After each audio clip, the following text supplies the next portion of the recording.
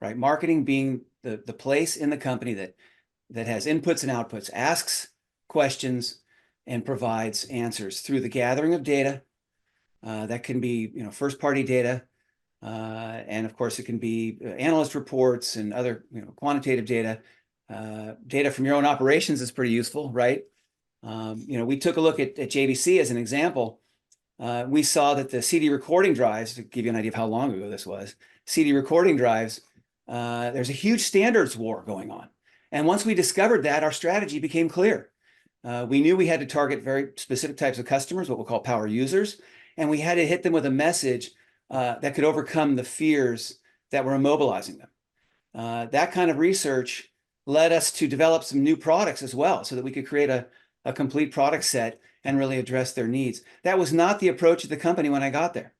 And so this kind of data gathering and analysis done through a marketing lens and a marketing process really had a tremendous effect on where we were headed as a company. And we went from the number 5 player in the space. Within a span of 2 years, we became the number 1 brand in the world. And I was really proud of that because we used some really fundamental techniques in order to do it. It was nothing groundbreaking. It wasn't the best creative in the world. It was really about just understanding that if you zero in on the right folks and deliver the right message at the right time, you can be effective. And so this led to a very long journey for me about what is the proper role of marketing within an organization, and how do we do this? And I got very excited when technology tools a few years later came around, and I thought, terrific, we're going to do this. Technology is going to solve this problem. We have all kinds of measurement tools now. The rise of Google and search engine marketing. I saw this as a leapfrog technology. I thought for sure we're going to be able to really get out of this trap that marketing has been in for so long with a dearth of information. Now we're going to have an abundance of information. Not so much. Didn't really turn out that way. And here we are, 25 years later, and we're now still looking at why am I wasting half my ad budget? And so I feel like we need to take a step back as professionals and ask ourselves, are we really measuring the right things? Are we really doing this the right way in order to be effective at the end of the day? And so as technology has matured, my view has matured and changed. The recipe that I bring to companies now still involves very much doing the kinds of stuff we all do as professionals. Let's do a market forces assessment. Let's understand who our customers are, our competitors are, our substitutes. So often in technology, what I find interesting about helping companies with new technologies come to market is that it's a substitute that frequently is the biggest competitor. It's not a direct competitor. Frequently, there is no direct competitor. It's going to be a substitute.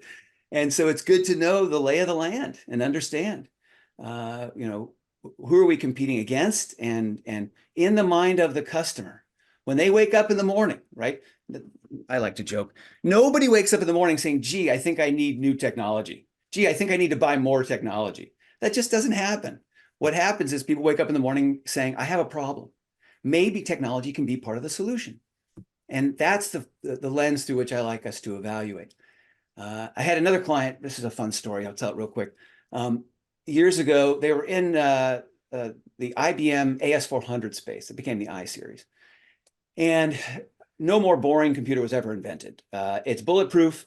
It doesn't go down. And they created software that would replicate the data from one AS400 to another, so that if it did go down, you would be okay. But they don't go down. And so we had a real challenge on our hands. And what we did is we took the discussion entirely away from the technology, and we went hard into the idea of fear. You can't be down even for a second. Again, we identified our power users, casinos, banks, airlines. We partnered with IBM in the 1996 Olympics. God, this is so long ago, it's hilarious. And we made an impact socially and culturally by raising awareness amongst that target audience around C-suite issues, right? The issues about how this business, how these computers have an outsized impact on your business. Had nothing to do with the technology, had nothing to do with how it works. It had everything to do with understanding what people, our customers, wake up in the morning thinking about. What we ended up doing, again, with this data, is we broke the product up into different modules. We ended up pursuing something that really resonated with me, and it led to the second insight, one of my favorite insights in my career. The marketing funnel is a complete misnomer. I don't believe in it to the extent that it's used as the only model through which to view a customer relationship.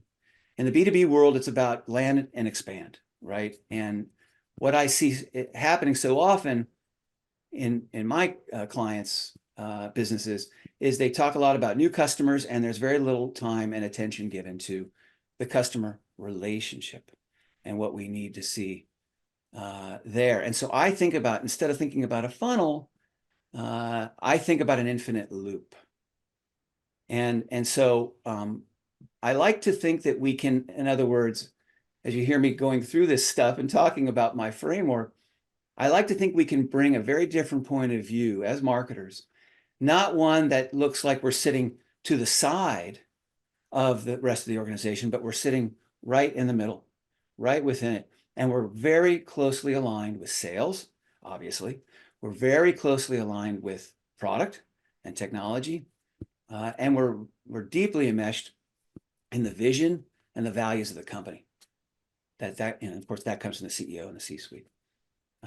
When we position ourselves properly that way, we can be of significantly greater help to the companies we serve. It does require us to do a little bit of re-education.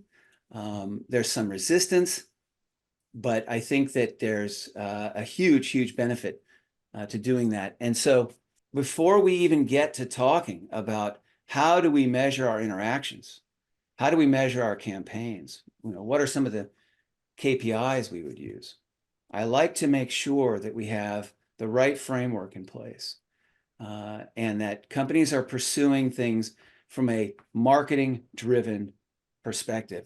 And again, my background, to be very clear, a lot of technology companies, a lot of startups, a lot of scale-ups. I suspect, and guessing I'm right, a lot of folks on this call don't deal with technology companies, perhaps deal with consumer products companies.